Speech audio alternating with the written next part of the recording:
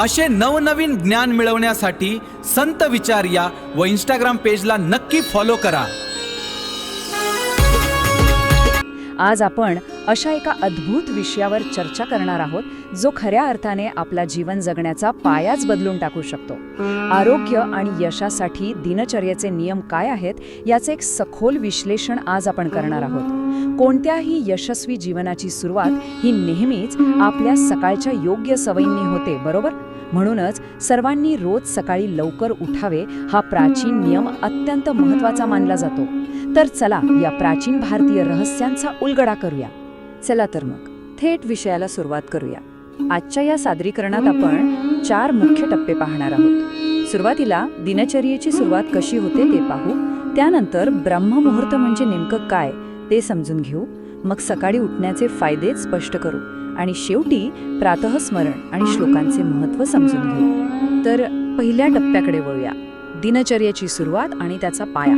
दिवसाची अगदी पहिली कृती ही पुढच्या संपूर्ण दिवसाची दिशा ठरवत असते. हे अगदी एखाद्या भक्कम इमारतीच्या पायासारखं आहे. आपल्या प्राचीन हिंदू शास्त्रांमध्ये यासाठी एक अतिशय स्पष्ट आणि सुंदर नियम सांगितला आहे. श्लोक असा आहे, ब्राह्मे मुहूर्ते बुद्धेत धर्मार्थ चानुचिंतयेत. आता याचा सोप्या भाषेत अर्थ काय? तर प्रत्येकाने ब्राह्ममुहूर्तावर उठून धर्म आणि अर्थ या 2 गोष्टींचं सखोल चिंतन केलं पाहिजे. म्हणजे बघा, हे फक्त सकाळी उठण्यापुरतं मर्यादित नाहीये, तर एका योग्य वेळी जागे होऊन जीवनाच्या सर्वोच्च उद्देशांवर आपलं मन केंद्रित करण्याबद्दल आहे. आता साहजिकच एक प्रश्न पडतो, तो म्हणजे आपला दुसरा टप्पा. हा ब्रह्ममुहूर्त म्हणजे नक्की काय आणि त्याची अचूक वेळ कोणती? जागे होण्यासाठी कोणती वेळ सर्वोत्तम असावी हे या श्लोकामध्ये अतिशय अचूकपणे स्पष्ट केलंय. श्लोक पहा, रात्रे पश्चिमायामस्य मुहूर्तो यस्तृतीयकः स ब्राह्मय इति विज्ञेयो विहितः स प्रोबोधने.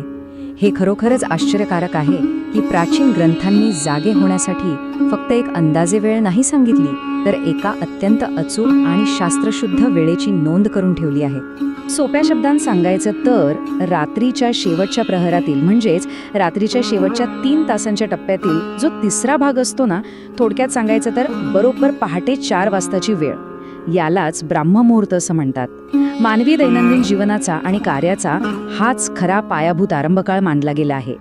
वेळ मोजण्याचं हे प्राचीन गणित ऐकून तुम्ही नक्कीच थक्क व्हाल. एका संपूर्ण दिवस आणि रात्रीच्या चक्रामध्ये आपण जसे 24 तास म्हणतो ना, तसे एकूण 30 मुहूर्त असतात.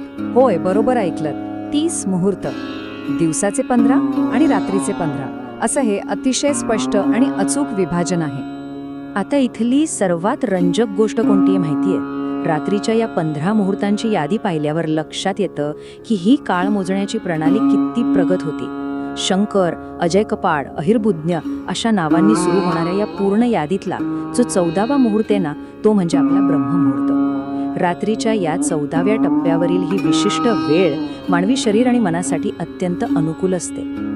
इथे 2 पूर्णपणे वेगळे मार्ग आपल्यासमोर आहेत. एकीकडे आहे ब्रह्ममुहूर्तावर जागे होणे, ज्यामुळे दैनंदिन कामात अभूतपूर्व यश आणि प्रगती निश्चित होते. तर दुसरीकडे आहे आळस आणि प्रमादाच्या आहारी जाणे, ज्यामुळे चालती प्रगती पूर्णपणे ठप्प होऊ शकते. थोडक्यात सांगायचं तर यशाचा आलेख या पहाटेच्या वेळेवरच विसंबून आहे. आळसाला बळी न पडता या वेळेची प्रचंड ताकद ओळखून सर्वांनी रोज सकाळी लवकर उठावे, हाच खरा यशाचा मंत्र आहे. चला तर मग तिसऱ्या विभागाकडे वळूया. आरोग्य आणि यशासाठी दिनचर्येचे नियम पाळणं का गरजेचे आहे? सकाळी उठण्याचे फायदे स्पष्ट करा, असं जर कोणी विचारलं तर त्याची अत्यंत व्यावहारिक आणि जीवन बदलणारी उत्तरं आता आपण पाहणार आहोत. प्राचीन ग्रंथांमध्ये हे फायदे अतिशय सुंदर शब्दांत गुंफले आहेत. वर्णम कीर्तिम मतिम लक्ष्मीम स्वास्थ्यमायुष्य विंदती ब्राह्मे मुहूर्ते संजा गृच्छूयम वा पंकजम यथा. ह्या एका छोट्याशा श्लोकामध्ये शारीरिक आणि भौतिक लाभांचं इतकं सखोल वर्णन केले की ते खरंच थक्क करणार आहे. इथला सर्वात महत्त्वाचा मुद्दा असा आहे की सकाळी लवकर उठल्याने 5 अत्यंत प्रत्यक्ष फायदे मिळतात. ते कोणते? तर पहिलं म्हणजे सौंदर्य किंवा वर्ण, दुसरं संपत्ती म्हणजेच लक्ष्मी, तिसरं बुद्धिमत्ता, चौथं उत्तम आरोग्य आणि 5वं म्हणजे दीर्घायुष्य. विचार करा, मानवी जीवनात आपल्याला यापेक्षा दुसरं काय हवं असतं? जो व्यक्ती रोज सकाळी लवकर उठण्याची सवय लावतो त्याला या 5ही गोष्टींची प्राप्ती अगदी सहज होते. ह्या ग्रंथांमधलं हे रूपक मला वैयक्तिकरित्या खूप आवडतं. ब्राह्ममुहूर्तावर उठल्याने मानवी शरीर एका पूर्णपणे विकसित, प्रफुल्लित आणि तेजस्वी कमळासारखं फुलून येतं. शरीरातली एक वेगळीच ऊर्जा जागृत होते आणि संपूर्ण दिवसाच्या आव्हानांचा सामना करण्यासाठी आपलं शरीर एका नवचैतन्याने तयार होतं, अगदी त्या ताज्या टवटवीत कमळासारखं. शारीरिक तयारी तर झाली. आता आपण चौथ्या आणि अंतिम टप्प्याकडे वळत आहोत, प्रातस्मरण आणि श्लोक. पहाटे लवकर उठणं ही खरं तर फक्त पहिली पायरी आहे.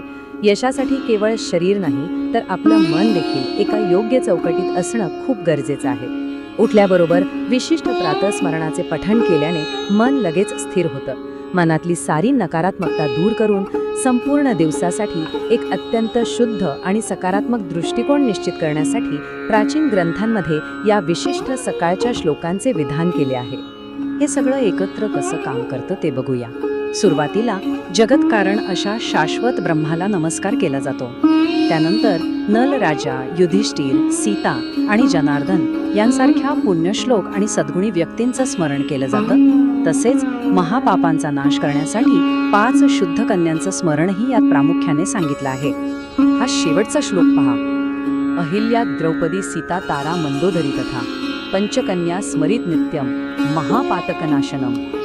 अहिल्या, द्रौपदी, सीता, तारा आणि मंदोदरी या 5 कन्यांचं नित्य स्मरण हे मोठ्या नकारात्मकतेचा आणि पातक विचारांचा समूळ नाश करणारं मानलं गेलं आहे.